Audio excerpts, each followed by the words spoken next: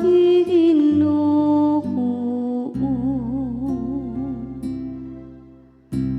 Sa pagpakanaog sa Ginoo sa usa ka gutom nganhi sa yuta, ug sa paglaglag sa mga tanong nga nagbuhi kanila,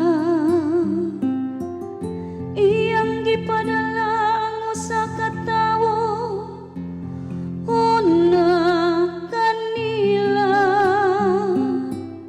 si Jose nga gibaligya ingog usa ka ulipon.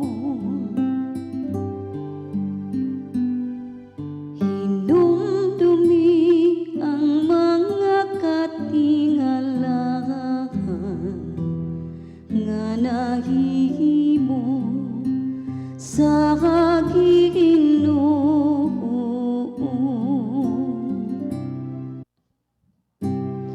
Ila siyang gikargahan ug mga kapos ug gipusasan ug mga kadina, hangtod nga ang iyang panak-an naatuman,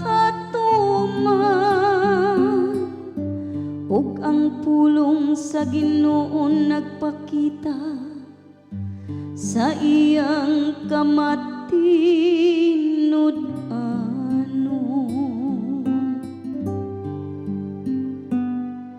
Hinumdumi ang mga katingalahan nga nahihimo sa Ginoo.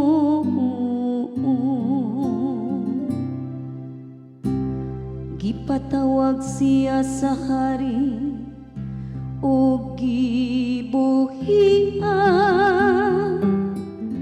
ang magmamando sa katawhan, mipalingkawas kaniya.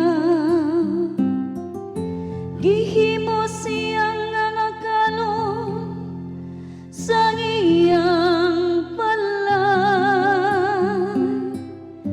ug magmamando sa tanan niyang mga katigayuna.